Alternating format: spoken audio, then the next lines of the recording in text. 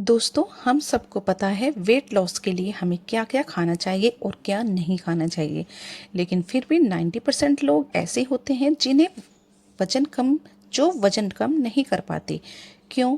क्योंकि healthy diet 10-15 दिन तक चलती है, लेकिन उसके बाद सब कुछ पहले जैसा हो जाता है। पराठा चालू, मीठा चालू, और जब भूख ज़्यादा लगती है तो थोड़े बहुत स्नैक्स और बिस्किट भी हो ही जाते हैं। आज मैं आपको एक बहुत ही कड़वा सच बताने वाली हूँ। हमारा वेट कैलोरीज की वजह से नहीं बल्कि क्रेविंग्स की वजह से बढ़ता है। इसलिए जब तक यह क्रेविंग्स कंट्रोल में नहीं आएंगी, दुनिया का कोई भी वेट लॉस प्लान, कोई भी डाइट लॉन्ग टर्म में काम नहीं करेगी। आज की इस वीडियो में मैं आपको बताऊंगी कि आपकी क्रेविंग्स ही वेट को बढ़ाने का सबसे बड़ा रीज़न क्यों है। क्योंकि हमारी will power her bar fail हो जाती है। और लास्टली एक सिंपल आयुर्वेदिक नुस्खा भी मैं आपको बताऊंगी, जो कि भूख को दबाता नहीं है लेकिन आपकी क्रेविंग्स को कम करता है। तो चलिए बिना किसी देरी के वीडियो को शुरू करते हैं और मोटापे के पीछे छुपे सबसे बड़े और सबसे ज़्यादा इंजर्ड इन रीज़न को फिक्स करने की कोशिश करते हैं, ताकि आप आसानी से वेट कम कर सकें। ताकि ज़्यादातर लोग सोचते हैं कि शायद मुझे डिसिप्लिन की कमी है, मुझ में मोटिवेशन नहीं है, या फिर मेटाबॉलिज्म ही स्लो है। लेकिन दोस्तों, सच बात यह है कि आप डाइट शुरू करते तो हैं, वेट थोड़ा बहुत आपका कम भी होने लगता है, लेकिन उसके बाद 2-4 हफ्ते ही आप ये सब कुछ कर पाते हैं और दोबारा से आपकी क्रेविंग्स शुरू हो जाती है। जो एप्पल लिब टॉफ़ी का ऐड तो आपने देखा ही होगा, जी ललचाए रहा ना जाए, बस वही शुरू हो जाता है। लेकिन उसके बाद अगेन फिर वही गिल्ट, वही फ्रस्ट्रेशन, वही फाइनली डाइट वाइट सब छोड़ देते हैं। लगता है कि जैसे मेरे लिए तो ये सब कुछ है ही नहीं पॉसिबल, मैं वज़न घटा ही नहीं पाऊँगा। बताइए, ऐसा होता है या नहीं होता है? कमेंट करके आप मुझे अभी बताइए। लेकिन आपने कभी ऐसा फील किया है डिमोटिवेट हुए या नहीं हुए? वैसे सच बताऊं तो हम सबके साथ ऐसा होता है। इवन मेरे साथ भी कई बार ऐसा हुआ है। हम लोग इंसान हैं, गलतियां हमसे हो ही जाती हैं। तो इसलिए कोई टेंशन वाली बात नहीं है। आज आपकी ये सारी प्रॉब्लम मैं दूर करने वाली हूँ। तो चलिए सबसे पहले समझते हैं कि आखिर ऐसा क्यों होता है। देखिए, ये होता है आपकी बायोलॉजी जो है वो हैक हो जाती है। ऐसा नहीं है कि आपके अंदर कोई कमी है, ये प्रॉब्लम अंदर से ही होती है। सोचिए, अगर मीठा खाने या बर्गर या पिज़्ज़ा खाने या जलेबी खाने का आपका दिल ना करे और खाना खाने के बाद भी थोड़ी देर में जो खाने की आपकी हड़क सी उभरती है, वो ना वो कम, अगर कम हो जाए तो कितना अच्छा होगा। अगर आज आपने ये वीडियो ध्यान से देख ली, तो आप सब कुछ आपने ये फॉलो कर लिया, तो आपके अंदर ये ज़रूर बदलाव आने वाला है। यह है मैं आज आपको लिख कर दे सकती हूँ।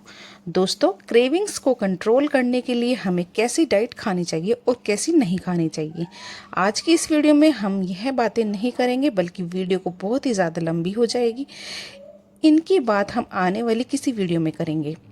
आज हम बात करेंगे एक ऐसी रेमेडी के बारे में जो कि है फैट बर्नर तो नहीं है और ना ही कोई मैजिकल ड्रिंक है, लेकिन एक क्रेविंग स्टेबलाइज़र ज़रूर है। यानी ये आपकी जो क्रेविंग्स होती है उनको कंट्रोल करने में बहुत ज़्यादा मदद करती है और ये बहुत ही ज़्यादा इम्पोर्टेंट चीज़ है।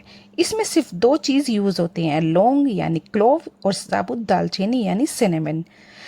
सही तरीके से अगर आपने इसको यूज़ किया है तो यह रेमेडी जो है यह आपकी शुगर क्रेविंग्स को कम करने में, खाने के बाद मीठा खाने की जो आदत होती है उसको शांत करने में और शाम के बाद वाली स्नैक्स को कंट्रोल करने में बहुत ज़्यादा हेल्प करेगी। देखिए, ये रेमेडी कोई जादू नहीं है, बल्कि बॉडी के 3 सबसे इम्पोर्टेंट फैक्टर्स पर 3 कंट्रोल सिस्टम के ऊपर काम करती है। सबसे पहले बात करते हैं ब्लड शुगर की। आप यह बात ऑलरेडी जानते हैं दोस्तों कि जब भी हम कुछ खाते हैं, खास करके कार्ब्स, तो यह हमारी बॉडी में ब्लड शुगर को बढ़ा देता है। प्रॉब्लम तब होती है जब शुगर बहुत तेजी से ऊपर जाती है और उतनी ही तेजी से वापस नीचे गिर भी जाती है, और इसी सडन गिरावट को हम कहते हैं शुगर क्रैश। और जब यह क्रैश होता है तो दिमाग सिग्नल भेजता है कि मुझे तुरंत एनर्जी चाहिए। वह प्रोटेक्टिव मोड में आ जाता है और यही है क्रेविंग्स। यहीं से ही क्रेविंग्स शुरू होती है। दालचीनी यहाँ एक बहुत ही ज़्यादा इम्पोर्टेंट रोल प्ले करती है। साइंस क्लियरली हमें दिखाती है कि सिनेमन इंसुलिन सेंसिटिविटी को इम्प्रूव करती है। मतलब जो इंसुलिन बॉडी बना रही है हमारी, वो बेटर तरीके से काम कर पाती है। साथ ही जो लौंग है यह ग्लूकोज के सडन स्पाइक को शार्प होने से रोकती है, और ये दोनों ही चीज़ें मिलकर शुगर को धीरे धीरे ऊपर जाने से रोकती है और धीरे धीरे नीचे लाने में भी हेल्प करती है। यानी जो सडन स्पाइक है उसको, जो सडन गिरावट है, अचानक से जो गिरावट आ जाती है, रुक जाती है, और इसका सीधा सीधा मतलब होता है कि आपके अंदर जो स्टेबिलिटी है शुगर की वो आने लगती है। आपका ब्लड शुगर एक नॉर्मल लेवल पर, एक मीडियम लेवल पर रहने लगता है। दोस्तों यह रेमेडी हमारी भूख और दिमाग के कनेक्शन के ऊपर भी काम करती है। देखिए, क्रेविंग्स हमेशा भूख की वजह से नहीं होती, बल्कि यह बहुत बार एक रिवॉर्ड सीकिंग बिहेवियर होता है। जैसे दिमाग कह रहा हो कि यार मुझे कुछ टेस्टी चाहिए, कुछ अच्छी सी बढ़िया सी चीज़ चाहिए। अब लौंग और दालचीनी ये दोनों ही चीज़ें ऐसी हैं जो बहुत तेज़ खुशबू और टेस्ट रखती हैं, और जब आप इन्हें लेते हैं तो यह डायरेक्टली हमारे ब्रेन के रिवार्ड सेंटर के ऊपर इफ़ेक्ट करती है, जिससे और ज़्यादा खाने का सिग्नल धीरे धीरे कमज़ोर हो जाता है। तीसरा, यह रेमेडी की बॉडी की स्ट्रेस को लो करती है और ग्रेड इन्फ्लेमेशन को भी शांत करती है। जब हमारी बॉडी स्ट्रेस में होती है, चाहे वो स्ट्रेस मेंटल हो या फिर फिजिकल हो, या फिर कोर्टिसोल नाम का हार्मोन हमारी बॉडी के अंदर बढ़ने लगता है, और कार्टिसोल बढ़ने के से क्रेविंग्स और ज़्यादा स्ट्रॉन्ग हो जाती है। खास तौर से स्वीट और स्नैक्स टाइप के फूड की जो क्रेविंग होती है वह बहुत तेज़ी से बढ़ती है, और इसलिए जब यह रेमेडी स्ट्रेस और इन्फ्लेमेशन को कम करती है तो इससे हमारा नर्वस सिस्टम धीरे धीरे शांत होने लगता है, और स्ट्रेस ड्रिवन ईटिंग भी हमारे धीरे धीरे कम होने लगती है। इस रेमेडी को सही तरीके से यूज़ करने के लिए ध्यान से समझिए दोस्तों, क्योंकि यहाँ मेथड से ज़्यादा टाइमिंग और क्वांटिटी इम्पोर्टेंट होती है। आप सिर्फ एक लौंग को ले लीजिए और उसके साथ 1/2 इंच का एक दालचीनी का टुकड़ा ले लीजिए। जी हाँ, यहाँ मैं आपको नोट कराना चाहती हूँ कि दालचीनी पिसी हुई नहीं लेनी है। इस नुस्खे में आपको सिर्फ और सिर्फ साबुत दालचीनी ही लेनी है, और वो अगर हो सके तो अच्छी वैरायटी की हो। अब इन चीज़ों को आप एक कप पानी के अंदर डालकर धीमी आंच पर उबलने के लिए रख दीजिए।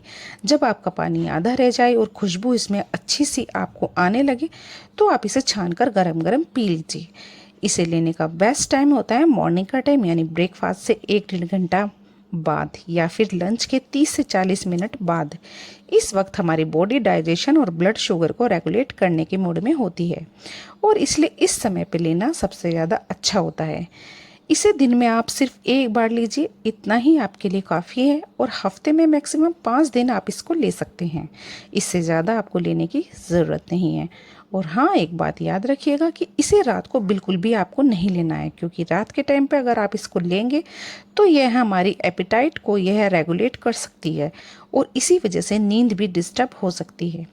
दोस्तों यह रेमेडी उन लोगों के लिए बहुत ही बेस्ट काम करती है जिन्हें मीठा कंट्रोल करने में प्रॉब्लम होती है, चाय बिस्किट के आदी हैं, जो लोग खाने के बाद कुछ मीठा हमेशा चाहिए, जिन लोगों को, या फिर जो ऐसे हैं जो शाम को बिना भूख के अपने स्नैक्स या कुछ ना कुछ बिस्किट रस वगैरह खाते रहते हैं, चाहे भूख हो या फिर ना हो। एक बात याद रखिएगा कि अगर आपको क्रेविंग्स किसी सीवियर इन्फ्लेमेशन ट्रॉमा की वजह से हो रही है, या फिर नींद की कमी की वजह से हो रही है, यानी आप सही से सोते नहीं हैं, उसकी वजह से क्रेविंग्स ज़्यादा बढ़ गई है, या फिर आप डाइट में प्रोटीन बहुत कम लेते हैं, तो यह रेमेडी आपके ऊपर काम नहीं करेगी। इसलिए पहले आपको यह चीज़ें फिक्स करनी पड़ेगी। मैंने देखा है बहुत से लोग मुझसे कहते हैं कि डॉक्टर मुझसे ये कोई इसे लेने से कुछ फ़ायदा नहीं हुआ। अरे यार, जब आप इसको रात के टाइम पे लेंगे, साबुत दालचीनी की जगह आप इसमें पाउडर डाल देंगे, या फिर मैंने जितना बताया है उससे ज़्यादा यूज़ करेंगे, तो फिर अपनी डाइट को आप नहीं सुधारेंगे, और ऐसे ही बस इसको अंधाधुंध लेना शुरू कर देंगे तो भाई आपको फ़ायदा नहीं मिलेगा। क्योंकि क्रेविंग्स तब कम होती है जब आप खाना ठीक से खाते हैं, डाइट में अपनी प्रोटीन सफिशिएंट होता है, आप नींद अच्छी लेते हैं, और अपनी ओवरऑल हेल्थ का भी ध्यान रखते हैं। याद रखिए, यह कोई नुस्खा जादुई नुस्खा नहीं है, यह बस आपकी बॉडी को अंदर से सपोर्ट करता है और आपकी क्रेविंग्स को कम करने में आपकी हेल्प करता है। लेकिन बाकी का काम आपको ही करना है। सारा काम यह अकेला एक पानी नहीं कर सकता, ऐसा पॉसिबल नहीं है। दोस्तों, इस वीडियो को उन लोगों के साथ शेयर ज़रूर कीजिएगा कि जो दिन भर ठीक ठाक खाते हैं, अपने आप को कंट्रोल में रखते हैं, लेकिन शाम होते होते रात होते होते कंट्रोल खो देते हैं। और नेक्स्ट आप किस टॉपिक के ऊपर वीडियो देखना चाहते हैं, आप मुझे कमेंट करके ज़रूर बताना। तो फिर मिलते हैं अगली इसी तरह की वीडियो के साथ। Till then, bye bye, stay beautiful always.